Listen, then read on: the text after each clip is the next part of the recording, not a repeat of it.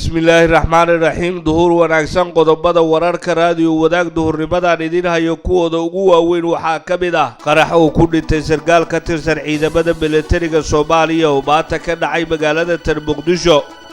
faahfaahinno dheeraada uu ka soo baxayo hoobiyaal lagu tuuray agagaarka xirada xalane ee magaalada Muqdisho.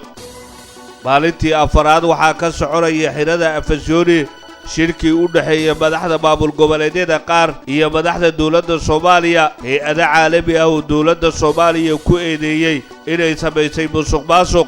Jubbaland oo war ka soo saartay heshiiskii dhexmaray Cabdirashiid Jarar iyo dawladda federaalka Soomaaliya. maamulka Puntland oo eedeyn u jeediyay dawladda federaalka Soomaaliya.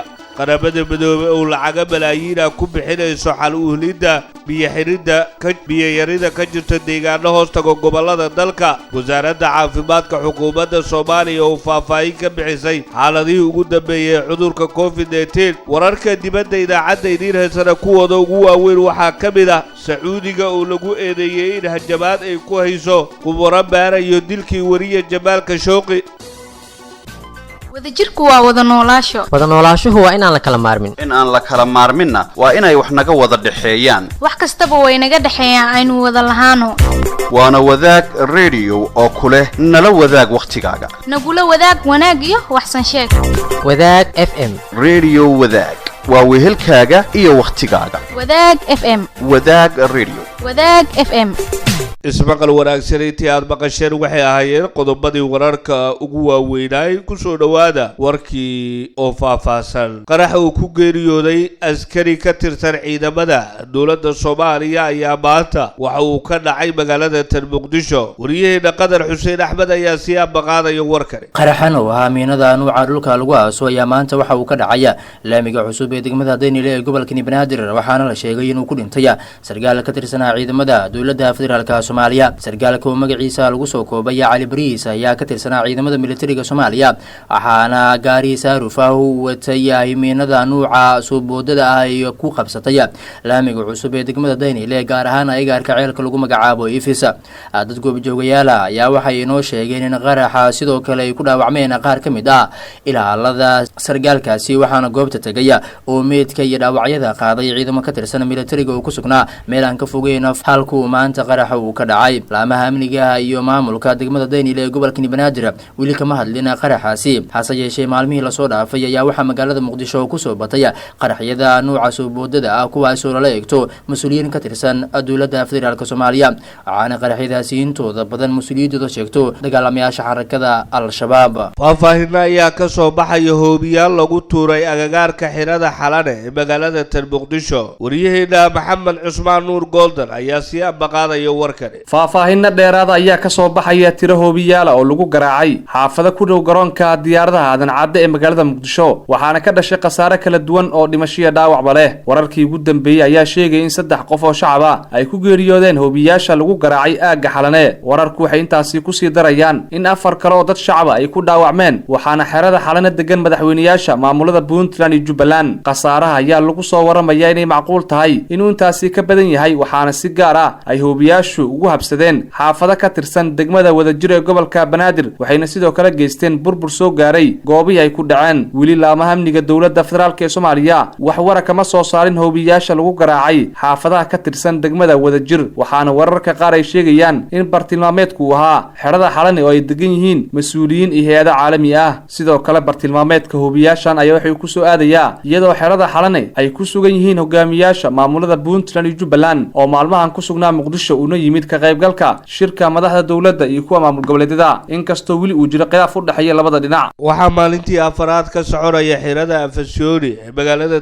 Muqdisho shir u dhaxeeya madaxda maamul goboleedyada qaar iyo madaxweynaha Jamhuuriyadda Federaalka Soomaaliya iyo ra'iisul wasaaraha xukuumadda. shirkaale ayaa waxaa looga hadlayaa arrimaha doorashooyinka dalka, waxaana shir gudoominayo madaxweynaha Jamhuuriyadda Federaalka Soomaaliya Mudane Maxamed Cabdullaahi Farmaajo. shirka ayaa waxaa diiradda lagu saaraya maanta dardargelinta amniga goobaha ay doorashooyinka ay ka dhacayaan iyadoo shirka ay albaabada ay u xiran yihiin hay-ada caalami ah ayaa dowladda federaalka Soomaaliya ku eedeeyay musuqmaasuq sida warbixinta warkaan uu ku faahfaahinayo wariyeena Cabdiwahaab Xuseen Cali. dowladda federaalka Soomaaliya ayaa lagu eedeeyay musuqmaasuq kii ugu darnaa hay-ad la dagaalanta musuqmaasuqa Soomaaliya ayaa daraasad ka sameysay heerka musuqmaasuqa waxa hay-adda ay sheegtay in musuqmaasuqa uu ku baahay guud ahaan dalka Soomaaliya. daraasad cusub oo ay sameysay hay-adda marqaati ayaa muujinaysa in qaybo ka mid ah Muqdisho oo ah caasimada Soomaaliya gaar ahaan 50% dadka ay la hadashay ay hay-adda u sheegeen in ay bixiyaan laaluush waliba sanadadii ugu dambeeyay 14% guud ahaan shacabka Soomaaliyeed ee ku nool Soomaaliya ayaa daraasadu muujinaysa in laaluush ay bixiyaan halka qaarkoodna toddobaadkiiba mar ay bixiyaan laaluushka. inta badan lacagahan laaluushka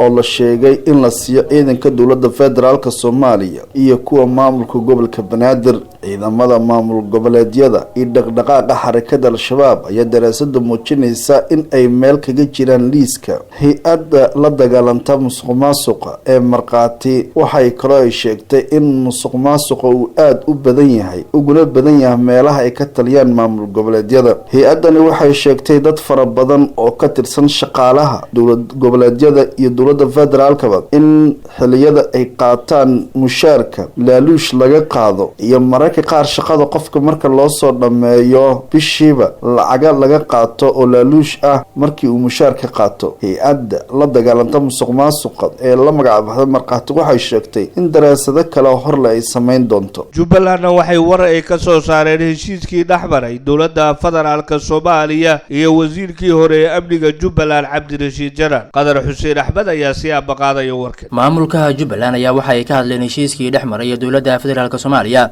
iyo wasiirkii amniga maamulka Jubbaland Cabdirashiid Janan kaasi oo heshiis la galay xukuumadda federaalka Soomaaliya ay muddo xileedkeedu u dhamaaday. wasiirka warfaafinta dowlad goboleedka Jubbaland Cabdi Xuseen Sheekh Maxamuud ayaa waxa uu sheegay in ku biritaanka Cabdirashiid Janan ay ku biiray dowladda federaalka Soomaaliya oo san wax saameyn ku yeelan doonin maamulka Jubbaland oo hogaamiye Axmed Madoobe waxaana intaas uu ku daray in mowqifka Jubbaland aysan waxba iska bedeli doonin. wasiirka wareysiga BBC-da laanteeda afka Soomaaliga ayaa waxa uu ku faahfaahiyay arrimaha Cabdirashiid Janan ayaa intaas waxa uu ku daray in dowladda iyada ay mar xirtay Cabdirashiid Janan oo tiri waa dambiile haddana iyada ayaa diyaarado iyo waliba wasiiro u soo dirsatay. Cabdirashiid Janan ayaa horay dagaalo culus oo la galay dowladda Soomaaliya waxaana tiro dhowr jeer uu soo weeraray degmooyin ka tirsan gobolka Gedo oo ay ka mid tahay Beled Xaabo waxaana dagaalkaasi ku dhintay dad shacab ah iyadoo dad kalena dagaaladaasi ay ku barakaceen. hay-adda xuquuqda aadanaha ee Amnesty International ayaa waxay dalbatay in dhibanayaasha iyo qoysaska ay saameynta ku yeesheen falka uu ka geystay gobolkaasi Gedo Cabdirashiid Janan inay helaan cadaalad. Cabdirashiid Janan ayaa waxa uu heshiis ula gaaray dowladda federaalka Soomaaliya waxaana si weyn loogu soo dhaweeyay dowladka magaalada Beled Xaabo ee gobolkaasi Gedo iyadoo soo dhaweynta Cabdirashiid Janan ay ka qayb qaateen mas'uuliyiin ka tirsan dowladda federaalka Soomaaliya oo ay hogaaminayaan wasiiru dowlaha wasaaradda gaadiidka Cabdiraxmaan Dheere iyo wasiir ku-xigeenka warfaafinta xukuumadda federaalka Soomaaliya Cabdiraxmaan Yuusuf Sheekh Al-Cadaala oo ay weheliyaan saraakiil kale oo ka tirsan ciidamada dowladda federaalka Soomaaliya. maamulka Puntland waxay eedeyn u jeediyeen dowladda federaalka Soomaaliya kuna eedeeyeen in qalqalgelinta amniga deegaanadaasi ay dowladdu ay mas'uul ay ka tahay. riyaheena Maxamed Cusmaan Nuur Goldan ayaa si abaqaadaya warkan. madaxtooyada dowlad goboleedka Puntland ayaa ku eedeysay madaxweynaha muddo xileedkiisu u dhamaaday ee Soomaaliya Maxamed Cabdullaahi Farmaajo iyo wasiirka qorsheynta xukuumadda xilgaarsiinta Jamaal Maxamed Xasan inay dibadbaxyo ka abaabuleen deegaano ka tirsan gobolka Sanaag. afayeenka madaxtooyada Puntland Jaamac Yuusuf Dabaraani ayaa sheegay in dowladda federaalka ay fowdo iyo kicin dadweyne ka wado meelo ka mid ah gobolka Sanaag hayeeshee Puntland ay ka hortagtay. Maxamed Cabdullaahi Farmaajo iyo Jamaal Xasan waxaad abaabusheen barnaamijka si aad fowdo uga kicisaan dhahar laakiin sida aad rabteen ma noqon cidna kuma dhiman cidna kuma dhaawacmin nabad ayuu ku dhamaaday ciidamaduna amniga ay sugeen ayuu yiri Jaamac Dabaraani. sidoo kale afayeenka madaxtooyada maamulka Puntland ayaa qoraalku soo saaray waxa uu ku sheegay in dowladda federaalka ay deegaanada Puntland ka wado abaabul lagu qalqalgelinayo xasiloonida iyo nabadgelyada ka jirta halkaasi. shalay ayaa waxaa magaalada Dhahar ee gobolka Sanaag ka dhacay barnaamij ay dhigayeen dadka ku nool magaaladaasi hayeeshee waxaa rasaas ku kala eriyay ciidamo ka tirsan maamulka Puntland. qaramada midoobay oo malaayiin dollar ku bixinayso xal u helidda biyo xirid helidda iyo yaridda ka jirta deegaana ka mid ah Soomaaliya. Wariyaheena Cabdiwahaab Xuseen Cali ayaa si abaqaaday. xafiiska qaramada midoobay u qaabilsan arrimaha bini'aadanimada OCHA ayaa sheegay in 13 milyan oo dollar oo Mareykan ah ay ku bixiyaan howlo biyo dhaamin ah oo laga sameeyo deegaanada ee biyo yaraanta ay ka jirto Soomaaliya. qaramada midoobay ayaa warbixintan soo saartay ku sheegtay in diiradda ay saareyso 34 deegaan oo ka tirsan Somaliland, Puntland, Galmudug, Hirshabelle, Jubbaland oo ah meelaha ugu daran ee biyo yaraanta ay ka jirto. UN OCHA ayaa sidoo kale sheegtay in 3.4 milyan oo qof ay halis ugu jiraan sanadkan bilowga ah xaalad biyo la'aan iyo abaar, iyadoo laga qiyaasay 380 kun oo la filayo inay ka barakacaan deegaanada ay hore ugu noolaayeen kadib markii ay ku wajahday abaar daran iyo cunno yari. hay-adda qaramada midoobay u qaabilsan arrimaha bini'aadanimada ee OCHA ayaa beesha caalamka ugu baaqday in wax laga qabto halista biyo yarida ee ka jirta Soomaaliya si looga hortago xaalad kale oo intaa ka badan. halka warkaasi kala socotaana waa raadiyo wadaag ee magaalada tan Muqdisho. mid ka mid ah saraakiisha ugu caansan dalka Liibiya oo la dilay Generaal Maxamuud Mustafa oo ka tirsanay kooxda ku dagaalamaysa dalka Liibiya ayaa la sheegay in toogasho lagu dilay. sargaalkaas ayaa waxa uu ka mid ahaa saraakiisha ugu caansan ciidamada qalabka sida ee dalkaasi Liibiya. Generaal Maxamuud Mustafa ayaa waxa uu ka mid ahaa saraakiisha sarsare ee dalka Liibiya waxaana la sheegay in toogasho lagu dilay. warkii oo aad kala socotay duhurnimada warbaahinta wadaag media waa dhagayta waana ku maasantiin dhagaysiga iyo la socodka warka duhur.